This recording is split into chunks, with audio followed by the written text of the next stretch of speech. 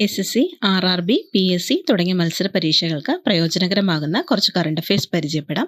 ഇന്ന് നമ്മൾ നോക്കാൻ പോകുന്നത് മെയ് 31 കറണ്ട് അഫയേഴ്സ് ആണ്. കേരളത്തിന്റെ പുതിയ മുഖ്യ തെരഞ്ഞെടുപ്പ് ഓഫീസറായി നിയമിതനായത് ആരാണ്?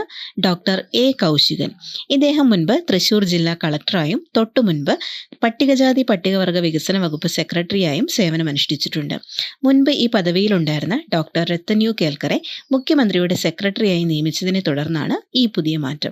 സ്കൂൾ വിദ്യാർത്ഥിനികൾക്ക് ആദ്യമായി ആർത്തവ അവധി പ്രഖ്യാപിച്ച ഇന്ത്യൻ സംസ്ഥാനം ഏത്? കേരളം. സ്കൂൾ വിദ്യാർത്ഥിനികൾക്ക് മാസത്തിൽ 3 ദിവസം വരെ ആർത്തവാവധി നൽകുന്ന ആദ്യ സംസ്ഥാനമാണ് കേരളം. പൊതുസ്ഥലങ്ങളും സ്കൂളുകളും സ്ത്രീ സൗഹൃദമാക്കാൻ സർക്കാർ കൊണ്ടുവന്ന മെൻസ്ട്രൽ ഡിഗ്നിറ്റി പദ്ധതിയുടെ ഭാഗമാണിത്. പ്രഥമ ലോക യോഗാസന ചാമ്പ്യൻഷിപ്പിന് വേദിയാകുന്ന ഇന്ത്യൻ നഗരം ഏത്? അഹമ്മദാബാദ്.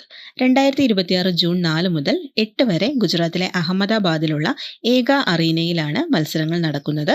വീർ എന്ന് പേരിട്ടിരിക്കുന്ന സിംഹമാണ് ഈ ചാമ്പ്യൻഷിപ്പിന്റെ ഔദ്യോഗിക ഭാഗ്യചിഹ്നം. മേക്കേദാട്ട് അണക്കെട്ട് ഏത് നദിയിലാണ് നിർമ്മിക്കുന്നത്? കാവേരി. സ്ഥലം കർണാടകയിലെ രാമനഗര ജില്ല. ഇതിന്റെ ലക്ഷ്യം കുടിവെള്ളവും വൈദ്യുതിയും. നദിയുടെ ഉത്ഭവം തലക്കാവേരി. ബ്രഹ്മഗിരി മലനിരകൾ കർണാടക. ചേരുന്ന സ്ഥലം ബംഗാൾ ഉൾക്കടൽ.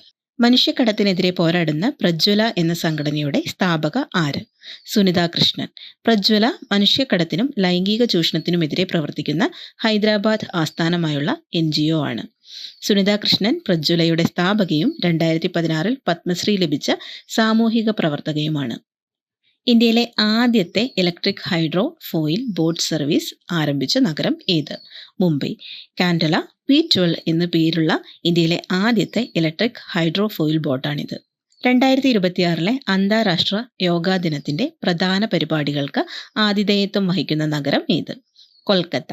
2026 പ്രമേയം ആരോഗ്യകരമായ വാർദ്ധക്യത്തിന് യോഗ എന്നതാണ്. ഇതുപോലുള്ള കറണ്ട് അഫയേഴ്സിനായി ചാനൽ ഫോളോ ചെയ്യുക. താങ്ക്